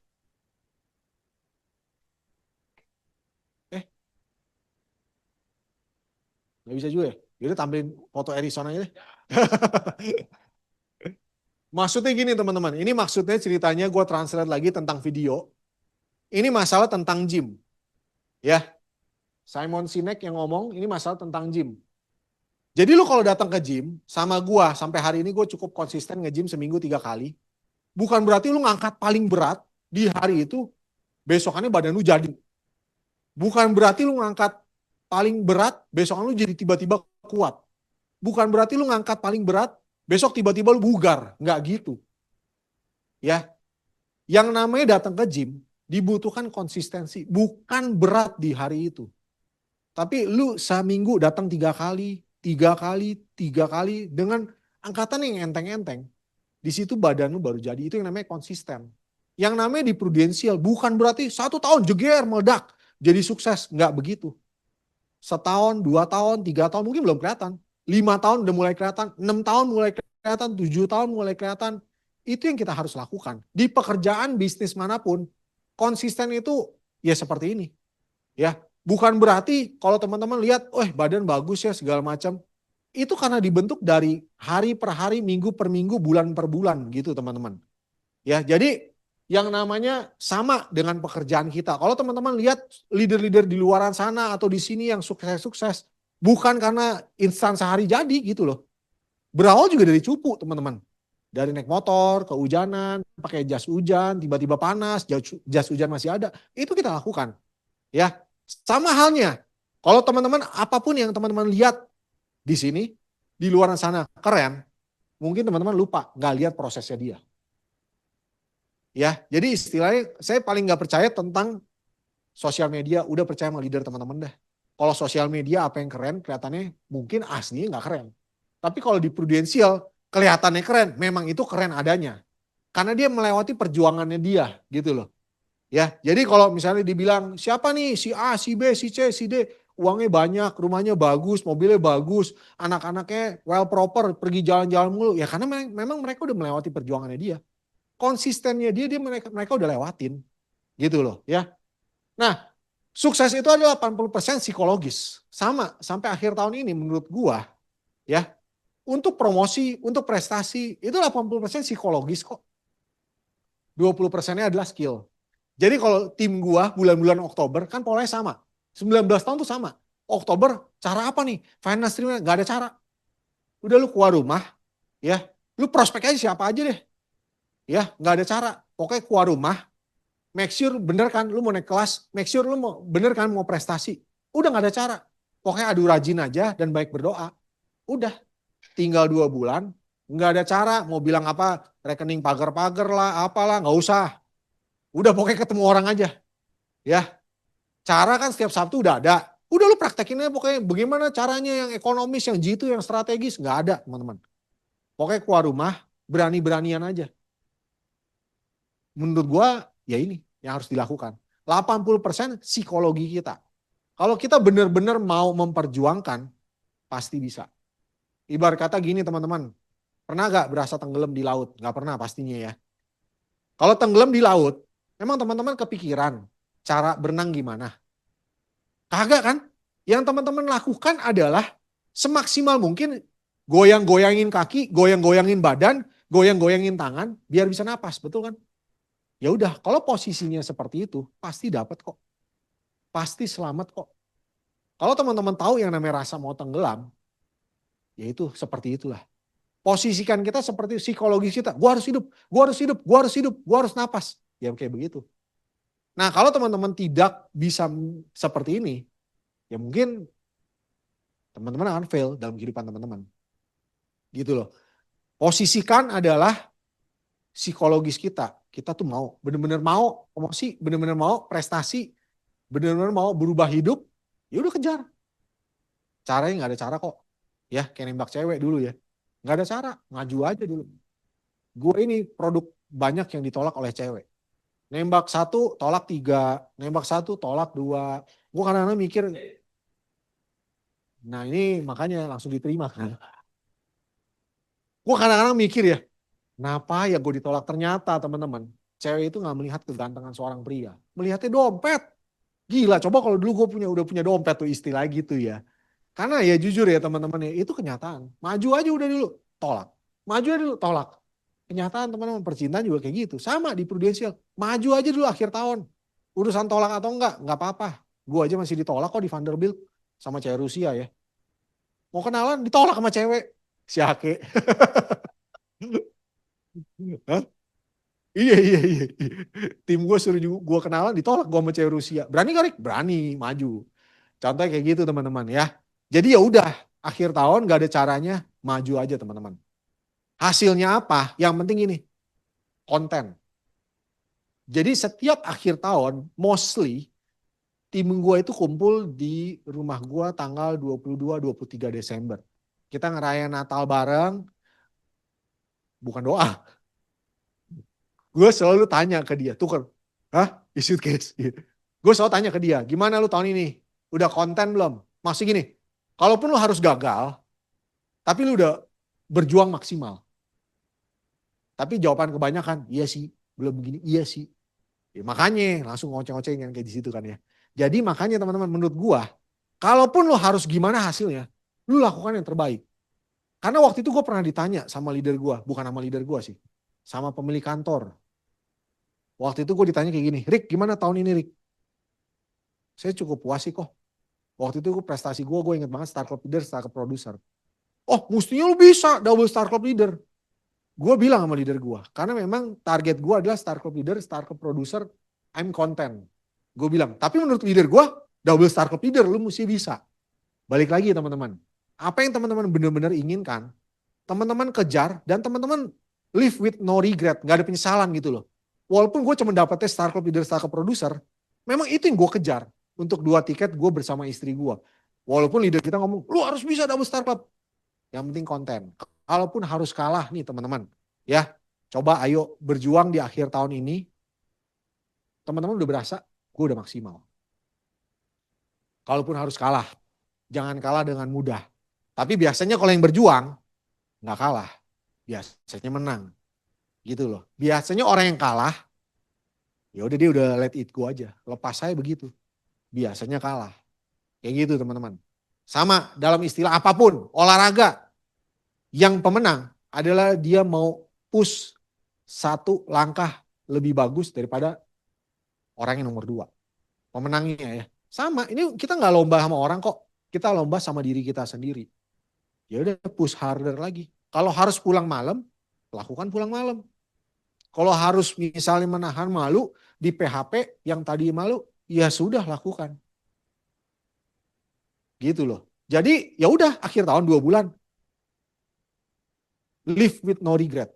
Jangan ada penyesalan ya. Kita berjuang semaksimal mungkin, seoptimal mungkin, sambil jangan lupa berdoa teman-teman ya. Sukses buat kita semua di 2025. Thank you teman-teman. Bentar, boleh nanya? Ada yang mau nanya teman-teman? 1-2 pertanyaan?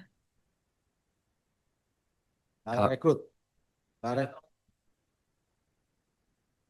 Oh, cara ngerekrutnya gimana? Gitu. Cara rekrut sih gimana cara?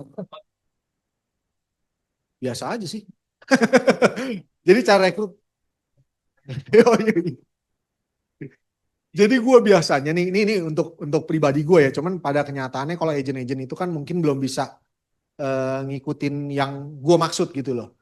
Gue itu ngerekrut biasanya orang-orang income-nya udah 40 juta ke atas. Yang gue incer, yang gue rekrut.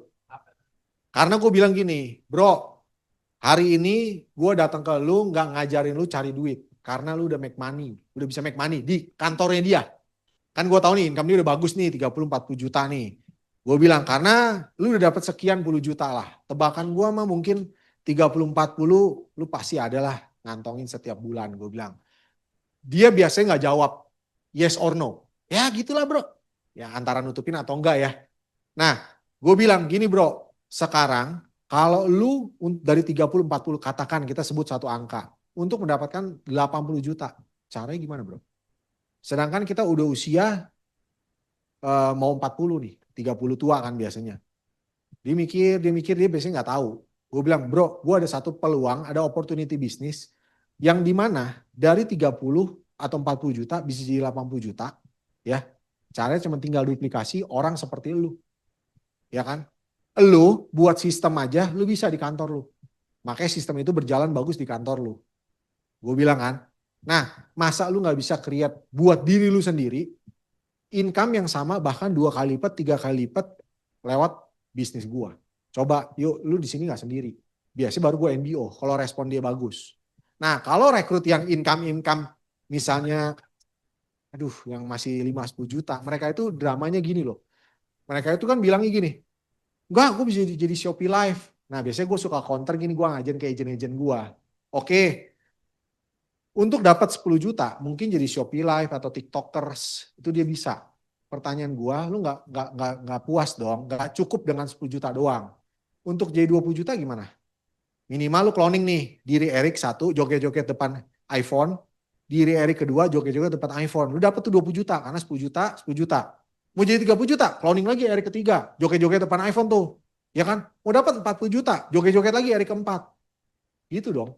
Nah, di bisnis gua nggak perlu kayak begitu, bro. Lu cuman menduplikasi diri lu sendiri, lu ngajarin orang lain, temen lu nih, tim lu, menjadi seperti lu bisa punya income 20 juta. Lu ngajarin orang ketiga, bisa jadi sehebat lu lagi, punya income 30 juta. Tapi lu tanpa perlu, ibaratnya gini, kalau lu jadi Shopee Live, lu mau jadi orang kedua gimana? Kan nggak bisa diri kita di cloning.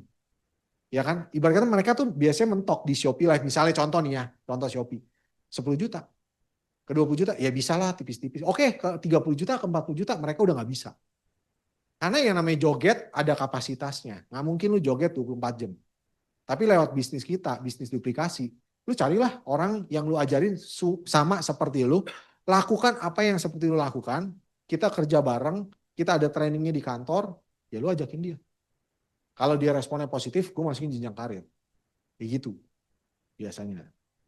Jadi sekarang tidak 30-40. Kalau buat gue pribadi, kalau agent-agent kan nggak bisa kayak gitu kan. Kalau nggak paling gampang, kalau buat agent-agent, apalagi udah bulan-bulan kayak gini, biasanya bawa gue aja. Gue suka rekrut kucing dalam karung. Yang gue tanya cowok atau cewek, cakep atau enggak, backgroundnya apa, udah gue tanya 3 itu. Cowok atau cewek nih bro, gue tanya gitu. Misalnya cewek Rik gitu, oh cakep gak? Ya biasa aja sih, oke gue udah naker nih, kira-kira berapa. Kalau biasa aja dia tuh berapa gue tahu nih. Udah naker nih, muka-mukanya 7 lah, oke. Terus backgroundnya apa? RM Bank, ya udah maju. Baru kenalan, basa-basi, lalala, lili 20 menit. Iya nih kebetulan.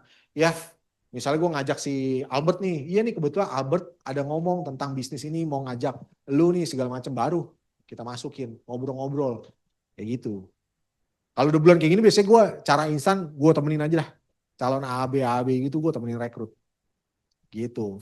Itu Oke. dalam karung. MC boleh nanya? Boleh, boleh. Wakilin. Ini kan kalau di Pru kan udah lumayan lama juga ya. Iya, iya. Kalau dilihat dari itunya.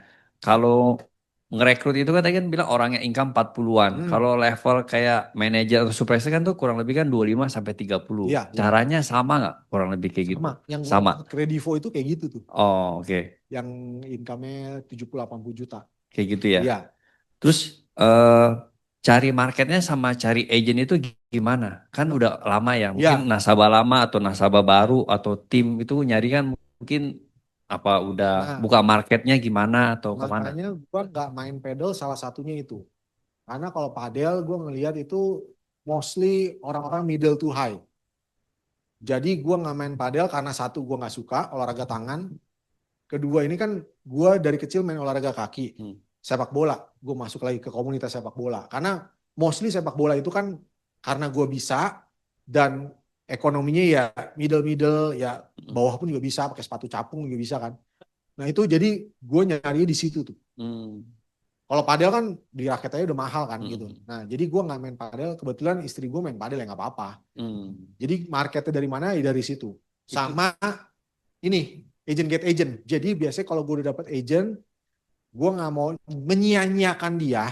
Either dia bisa jalan atau enggak. Gue bilang bro, di bisnis ini adalah bisnis franchise, bisnis multiplikasi dan duplikasi. Ayo lu sama gue rekrut. Langsung gue ada, ibaratnya ini, kita kerjasamanya ngerekrut, lu kerjain sendiri, lu jualan. Nah itu agent get agent, jadi pas agent baru netes pun, udah segala macam, udah tahu yang namanya training, 2-3 minggu gue ajak dia rekrut. Biar, kalaupun ibarat kata gini, kalaupun dia masih pelintat-pelintut, ada tim dia yang bisa kita ternakin. Bisa ke bawahnya, bisa ke dapat itu ya. Gitu. Iya, ada ternakannya. Contohnya kayak gitu. Kan kita nggak berharap dia keluar. Gue selalu edifikasi dia nih kayak David nih. Ayo Fit, lu pasti bisa nih. Ada nih si David umur 21. Jadi dari David, dia kuliah di UMN, gue suruh David rekrut. Ayo Fit, ajak main bola Fit. Kan di kantor kita kan ada komunitas bola. Ajakin aja Fit, siapapun ajakin aja yang bisa direkrut, bisa atau nggak bisa direkrut, ajakin aja. Nah fasilitasnya di situ. Gitu. Sambil rekrut, sambil jualan dari komunitas itu. Kalau David Pokoknya tugas si David itu jualan. Kalau rekrut kasih ke Erik aja. Oh. Kayak gitu. Lantai gitu. Berarti ditemenin ya? Iya. Oke. Thank you bro. Thank Yang you, lain bro. gimana teman-teman? Nah, bisnis asuransinya. Baru kenal ceritanya. Bola nih di kantor agensi nih. Kan gue mingle dong. Gimana? Apa kabar? Lalala lili. Enggak, si David itu. Kalau gua sama teman gua mah gua nggak biasanya nggak ketemu di bola. Maksudnya nggak harus di bola mingle-nya. Nanti bro kapan waktu ngopi yuk. Jadi udah bukan dari lapangan bolanya. Baru kenal orang di bola nih. Kan ngobrol-ngobrol biasa basi 2-3 kali ketemuan di lapangan bola. Habis itu gue bilang, bro, misalnya gue incer nih. Misalnya Erison gue incer nih. Ya kan? Ya biasanya gue deketin terus lah. Seminggu sekali Erison di lapangan bola gue tempelin dia terus. Ya dong, karena gue tahu gue mau ngincer dia nih. Habis itu gue pendekatan biasa. Son, kantor di mana? Kan gue udah tahu nih, misalnya di Kemayoran, misalnya gitu. Ya kebetulan gue tuh sering banget tuh lagi mau tato nih gue di Twin Monkey, misalnya gitu kan. Lagi mau tato nih, kapan waktu nih kalau gue mampir ke Twin Monkey, gue ajak lu ngopi lah, oke lah, boleh lah kayak gitu. Ya udah, ketemu aja, ketemu lu di Kemayoran beneran gue ke Kemayoran. Jadi mesti cari, yang penting tuh orang suka nggak ada idenya gini. Kebetulannya ngapain? Makanya kenapa gue suka bergaul, suka baca berita untuk mencari kebetulannya gue ngapain nih. Contoh rumah gue di Gading Serpong. Ke Kemayoran ngapain? Di Expo. Oke, itu kalau ada pameran nih lagi Jakarta Fair. Kalau enggak, gue bilang gue mau tato di Twin Monkey. Walaupun kenyataannya gue belum tato, tapi itu. Ya, ngobrol dulu dong. Ngobrol dulu dong, kalau dia bisa berasa nyaman nih. Dia biasanya kan kelihatan nih kalau dia nyaman kan dia membesar-besarkan pekerjaan dia atau usaha dia. Ini bro begini, ya udah selesai sampai situ. Kalau dia berasa nyaman nih, ya kan? Sampai kalau gue ketemu, ya nih bro, kadang-kadang gue berpikir sih, kerjaan gue juga kadang-kadang ya begini-begini aja sih. Anak juga udah 2 kan. Nah baru gue masuk kayak gitu, bro. Ini bukan masalah, lu kan tahu gue di Prudensial. Jadi kok pertama kali ngomong di bola, gue bilang gue di Prudensial. Langsung di awal, nggak boleh izin bayangan. Lu kan tahu. Hah? Iya, kan selalu nanya, di mana kerja Prudential Agency? Gue selalu bilangnya Prudential Agency. Jadi biar nggak kelihatan agent gitu kan. Walaupun di mata dia tetap agent Prudential Agency. Nah, pada saat ketemuan, kalau misalnya gue ada bisa masuk, gue bilang, bro, kita kan sama nih bro. Ujung-ujungnya kita itu pengen punya suatu impian. Misalnya contoh apalah gitu kan. Gue yakin dong, lu sama gue, ini bukan masalah idealisme lagi. Tapi kalau ada kendaraan yang bisa mencapai impian kita dengan waktu yang relatif cepat, kalau waktunya sama, nggak mungkin nih kendaraan gue ceritain ke lu. Karena kan lu nya aja ibarat kata lu kerja 20 tahun, begitu-begitu aja kan. Dengan waktu yang relatif cepat untuk mencapai impian. Lu setuju dong, bukan masalah idealisme. Tapi masalah kendaraan apa yang bisa mencapai impian kita dalam waktu relatif cepat. Karena usia kita nggak bisa kita mundurin nih. Boleh ya gue cerita bentar tentang kendaraan gue. Bro, gue ceritain tuh yang lem. Teman gue yang lem. Jadi gue ceritain di awal tentang lem sama Joni Andrean. Biar meruntuhkan mindsetnya dia. Bisnis asuransi. Kan biasanya orang tuh, apaan sih bisnis asuransi? Jadi gue ceritain tuh teman gue, si Resa, ada lem, tukang sampah. Dia bilang, itu bukan masalah. Itu bukan untuk ngerontokin, itu bukan masalah Resa aja orang kaya. Dia bilang dia ngaku tukang sampah. Sebenarnya pekerjaan kita nggak lebih sampah daripada tukang sampah kan. Nah itu untuk ngerontokin itu gue ceritain Resa, gue ceritain Joni Andrean, baru gue masuk. Bro nih jenjang karir kita. Iya. Jadi balik lagi lu setuju ya sama gue. Dengan lihat yang seperti ini, it's not about tentang asuransi. Tapi tentang kendaraan yang bisa mempercepat untuk kita mencapai impian kita dengan usia kita udah gak bisa dimundurin lagi nih. Dan ini kita berjuang bukan untuk kita lagi loh.